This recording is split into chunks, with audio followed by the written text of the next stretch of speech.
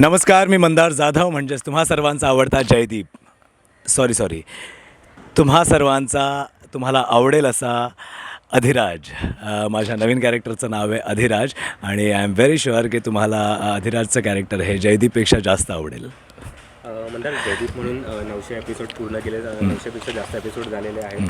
So overall तो प्रवास बघताना आता नवीन पुन्हा सुरुवात होणार आहे, परत ती धाकधूक असते का? यार मी खरं सांगू का, जरी आपण कितीही काम केलेलं असलं, कितीही वर्ष काम केलेलं असलं, म्हणजे आता मी गेली 17 वर्ष काम करतो आहे इंडस्ट्रीत.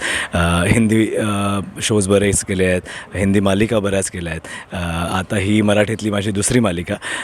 पण तरीसुद्धा मी तेवढाच टेन्शनमध्ये असतो, नर्वस असतो. जोपर्यंत आपलं काम लोकांपर्यंत पोहोचत नाही तोपर्यंत ती धाकधूक असतेच.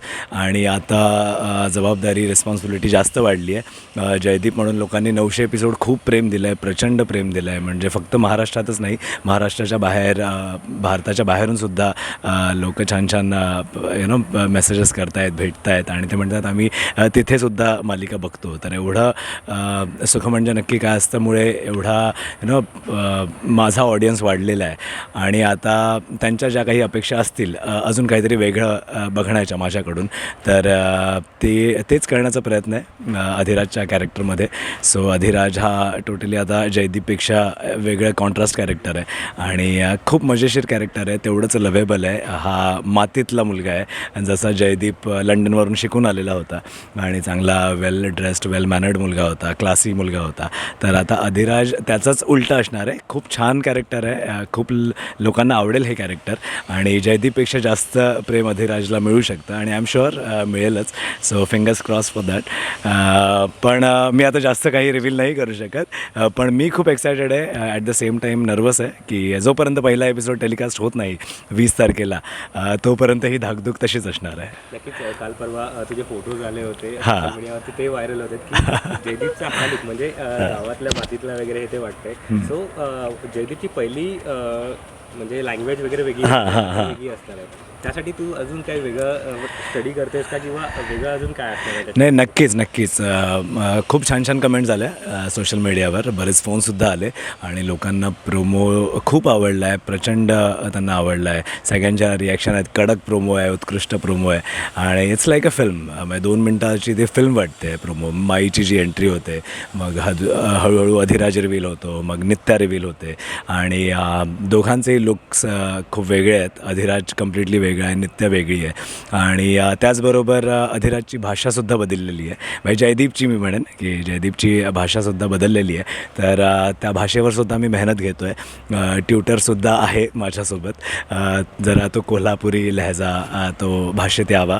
मी मुंबईत वाढलेला मुलगा आहे आणि मी या मालिकेतसुद्धा शुद्ध मराठीचं बोलायचो. मध्ये थोडं असं मजा म्हणून कधीतरी कोल्हापुरी टचचे काही डायलॉग्स होते. पण यापूर्वीसुद्धा मी इतर भाषेत म्हणजे हिंदीमध्ये काम केलेलं आहे. मी मायथॉलॉजिकल शो केलेला आधी गुरुदेव दत्त, त्यात संस्कृत होतं. तर प्रत्येक वेळेला प्रत्येक कॅरेक्टरमध्ये काही ना काहीतरी चॅलेंज मला मिळालेलं आणि ते माझी मेहनत लोकांनी अप्रिशिएट केलेली. सो आय एम शुअर या कॅरेक्टरवर सुद्धा जी मी मेहनत घेतो आहे ती लोकांना आवडेल. नक्कीच लोकांना आवडते म्हणून कमेंट्स वर्षा होती. थँक्यू. सो हे लोकांचं झालं. तुझ्या घरच्यांची प्रतिक्रिया काय होती की त्यांनी हा जेव्हा लुक बघितला, बायकोनी स्पेशली काय? नाही, मिथिका इज व्हेरी हॅपी. ती म्हणाली काहीतरी वेगळं बघायला मिळतं आहे आणि असं मला कधीच त्यांनी बघितलेलं नव्हतं. आणि इनफॅक्ट अशा पद्धतीचं कॅरेक्टर मी यापूर्वीसुद्धा केलं नाही आहे. सो माझ्यासाठीसुद्धा हे फर्स्ट टाईमच आहे. पण आईबाबांची चांगली प्रतिक्रिया होती, त्यांनासुद्धा प्रोमो खूप आवडला आणि ते म्हणाले अरे नाही, हा अधिराज अजून छान वाटतो आहे. जयदीप छान होताच, पण अधिराजचं जे काही त्यांनी बघितलं आहे, छोटे ग्लेम्स बघितले आहेत, तो ऊसाच्या शेतामध्ये आहे, अनवाणी आहे आणि रांगडा वाटतो आहे तो. तर आता फक्त अजून एक डायलॉग प्रोमोसुद्धा येईल, जो आय थिंक आता सुरू झाला असेल टी व्हीवर. सो त्याच्यात अधिराजबद्दल अजून माहिती मिळेल लोकांना आणि अधिराजची पर्सनॅलिटी कशी आहे, अधिराज कशा पद्धतीने बोलतो आहे, ते सगळं त्या प्रोमोत बघायला मिळेल. सो प्रतिक्रिया खूप छान आहे. सो टचवूड सगळं काही छान चालू आहे. कारण बाबांच्या रूपात होता, नंतर परत आता यंग दाखवलंय. हो.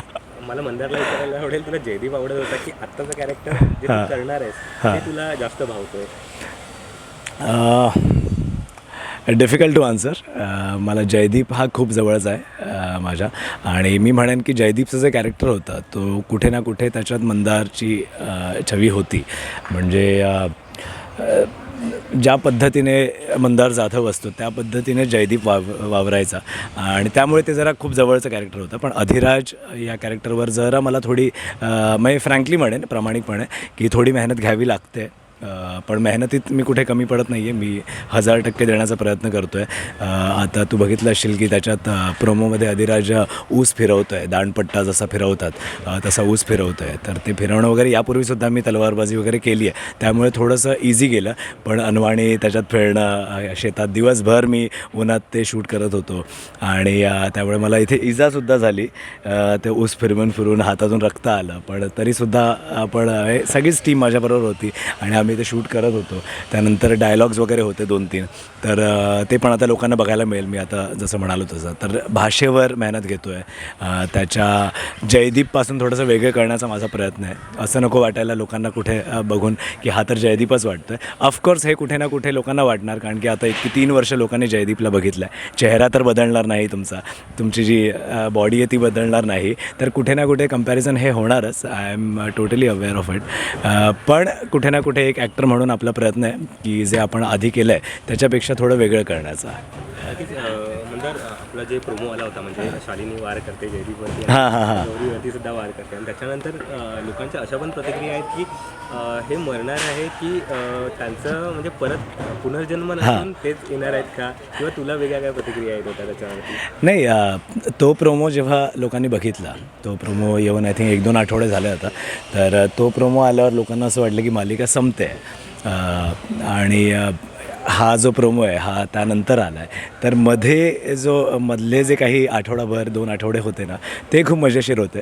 आम्हाला माहीत होतं की आम्ही नवीन प्रोमो शूट केला आहे आणि पुढे काय होणार आहे, 25 वर्ष मालिका पुढे जाणार आहे, तर आम्हाला माहीत होतं. पण आम्ही हे सांगू शकत नव्हतो, कारण की बरेच बंधनं असतात. जोपर्यंत टी व्हीवर लोक बघत नाहीत, पाहत नाहीत, तोपर्यंत आम्ही फारसं रिव्हील करू शकत नाही. पण आम्ही खूप एक्सायटेड होतो की लोकांच्या रिॲक्शन कशा येतात. तर बऱ्याच लोकांनी शोक व्यक्त केला की अरे मालिका बंद नाही व्हायला पाहिजे वगैरे. आणि ऑफकोर्स कुठलाही शो बंद जेव्हा होतो तेव्हा फक्त ॲक्टर्सवर नाही, पण जे वर्कर्स आहेत तिकडे 100-200 लोक काम करतात, आणि या मालिकेमुळे, कुठलाही मालिका असो, एका प्रोजेक्टमुळे लोकांचं घर चालतं आहे. तर बंद मालिका होणं हे कोणासाठी चांगलं नसतं.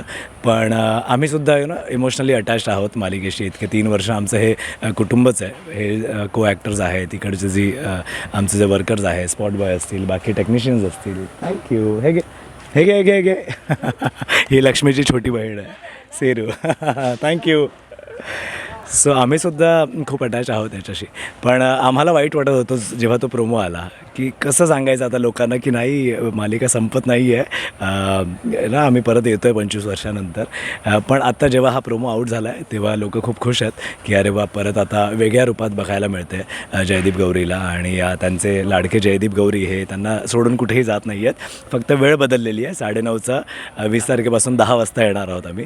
आणि मी म्हणेन की हा नवीन शोच म्हणा याला, किंवा आधीच्या स्टोरीचा हा सिक्वल म्हणू आपण, की हा एक सेकंड पार्ट आहे. हीच स्टोरी जयदीप गौरी तिथे त्यांचा अंत होतो आहे. ज्या प्रोमो शालिनी जो मारते तिकडे जयदीप गौरीचा अंत होईल, आणि मग 25 वर्षानंतर त्यांना परत पुनर्जन्मात ते परत येतील.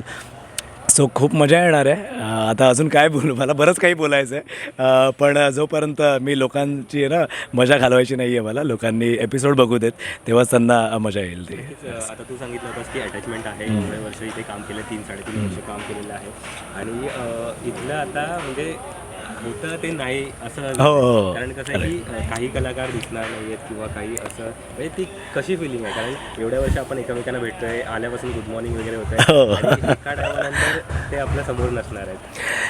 आता कोण असणार आहेत, कोण नसणार आहेत, हे आता मालिका बघूनच कळेल. हे 20 तारखेलाच रिव्हील होईल, किंवा पहिल्या पार्टचा, मी म्हणेन पहिल्या पार्टचा जो शेवटचा एपिसोड असेल तो आय थिंक 17 नोव्हेंबरला टेलिकास्ट होईल 9:30 वाजता.